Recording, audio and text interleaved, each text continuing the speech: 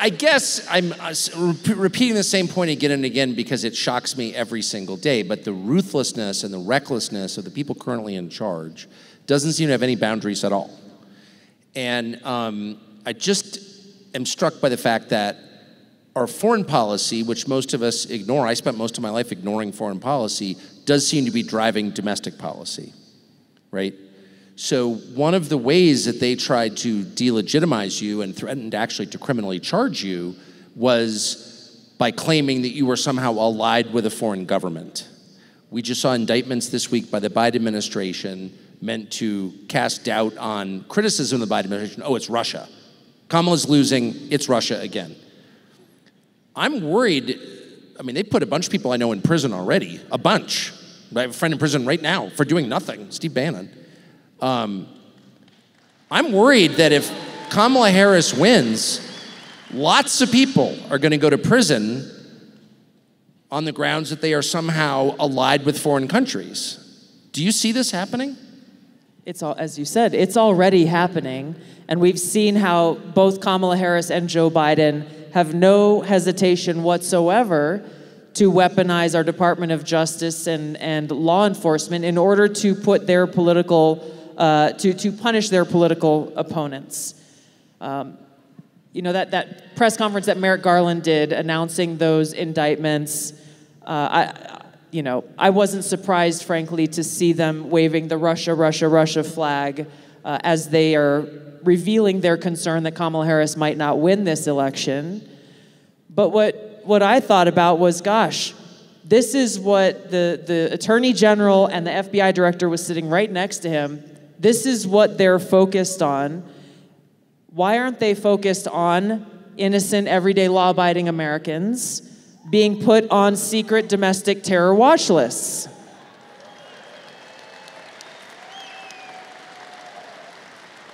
Do you know anybody who's wound up on one of those lists? I have a little experience with this. Will you tell us?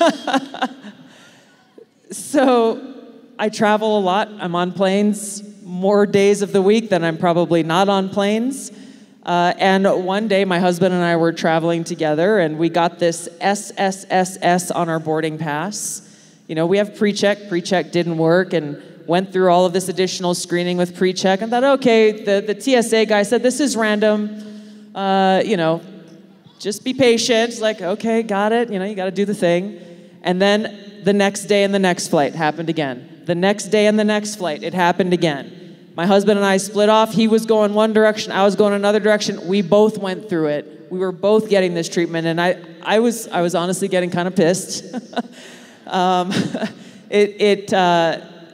There was a whole lot that went into it, but it wasn't until about a week later. I knew there was something going on because once or twice, yeah, okay, maybe, but 6, 7, 8, 9, 10 times in a row, clearly something was happening. And I talked to a TSA supervisor in one of these airports, and he's looking at my military ID card. He's like, why is this happening to you? You're in the military.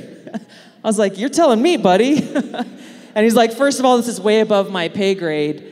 But what he shared with me was very revealing, and he said that he had a lot of friends who were Trump supporters who had no problems traveling. Then all of a sudden, all of them started getting this Quad S on their boarding pass. You got to go 45 minutes through TSA and all this other stuff. And he looked at me and he's like, there's something fishy going on here. And I was like, yeah, I think I should make some calls. And he said, you should make some calls. And he had no idea that I had anything to do with politics at all. As far as he knew, he had never heard Tulsi Gabbard before. He was just like, military, what's going on here? Air Marshal whistleblowers came forward about a week and a half later and provided evidence. They took pictures of the targeting package. For those of you in the military, you know what that means. They took pictures of the targeting package that the TSA made for me that showed I had been added to the secret domestic terror watch list called Quiet Skies, and the words operational was on that targeting package. And unbeknownst to me, had a little bit of an idea, but unbeknownst to me, for those last week and a half or 2 weeks, I had at least 3 federal air marshals following me and traveling with me everywhere I went. And there were K-9 teams, there were EOD teams. I was getting swabbed for traces of explosives, not only in the initial going through TSA, but again before even boarding the plane at the gate. I told the guys at the gate, I was like, they just checked me like 10 minutes ago. We got to do it again. It's not them. Clearly, this was an act of political retaliation for my criticisms and warning the country about what kind of dangerous President Commander-in-Chief Kamala Harris would be. And so this is still going on today. Sometimes I get the Quad S, sometimes I don't, but I've heard from people who have confirmed that my targeting package is still operational. So, I mean, you're an Army officer, we're a sitting member of the United States Congress, you're a presidential candidate, and you're on the terror watch list. So, and there's nothing you can do about it. So how is that different from any other secret police force in any other country? This is the thing, it's not.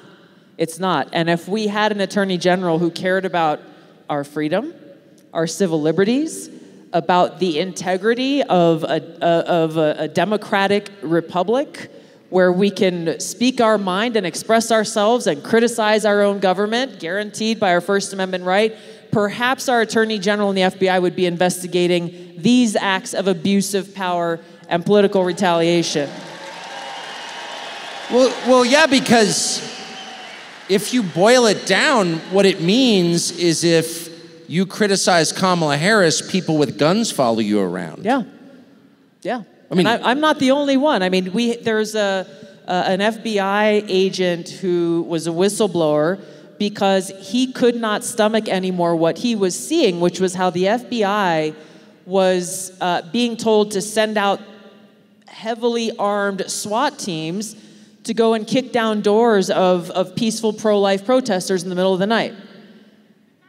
This abuse of power and how even the very first counterterrorism head of counterterrorism the FBI had, he is retired now, but he came out and said it sickens him because the FBI has essentially become the police arm of the Democratic Party. So how is this any different from Venezuela or any other country that's being run by a dictator or an authoritarian leader?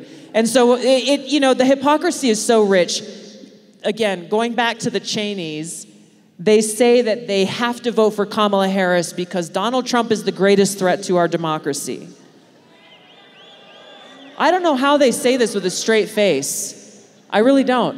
When the current regime has a secret police force that has people with guns hassle its critics, that imprisons its critics, yes, that tries to silence half the country for criticizing them, but Trump, because he criticizes them, is the main threat to democracy. I mean, and he has the audacity to talk about things like, hey, we should not be waging regime change wars. We should not be sending our men and women in uniform to go and fight unnecessary, counterproductive wars of choice. That's really why they're coming after him. I just back up one moment. So we know that the FBI has been utterly politicized. It doesn't mean every field agent is corrupt. I don't think that's true. It means the leadership is utterly corrupt, and it's being used as you said, the police arm of the Democratic Party. So here you have the Republican Party, which controls the House of Representatives, and its Speaker, Mike Johnson of Louisiana, just refunded the FBI and built them a new building, just rewarded them for this behavior. So you have to kind of wonder if the Republican Speaker is on the same side as the police arm of the Democratic Party. We're in trouble. We are in trouble.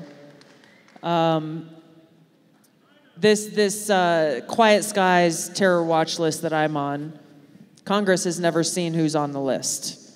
How many other secret terror watch lists are there? Congress can't see who's on the list? Congress has asked for the TSA director to come in and show who's on the list. To my knowledge to date, and I'm in touch with some of my former colleagues, they have yet to see the list. Senator Rand Paul and many other members of Congress, they sent letters of investigation demanding, show your documentation.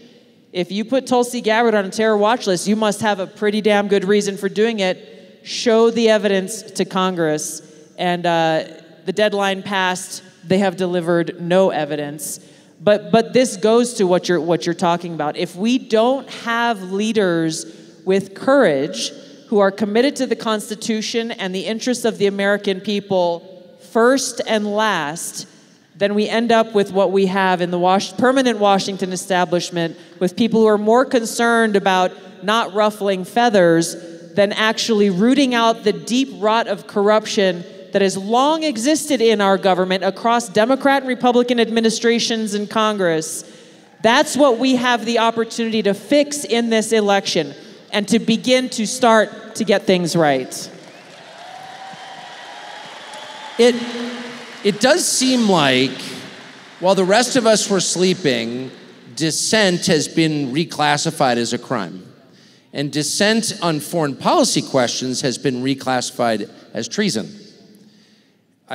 Yesterday, somebody sent me a statement by an editor at Newsweek magazine called Josh Hammer, who was claiming that I was funded by Russia. I was taking Russian money.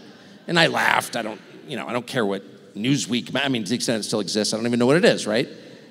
I was taking money from Russia. Yeah, okay. But my friend said, no. This is significant because it's a pretext for a criminal charge. Of course. The media, Josh Hammer of Newsweek, whoever that is, acting in concert with the Kamala and Biden administration to set up critics for criminal charges and for spying and for terror watch lists and for harassment and ultimately for prison. Thanks for watching our YouTube channel. We hope you'll subscribe to it. And by the way, you can hit the little bell on there and get notifications every time we produce a video. We hope you'll do that also.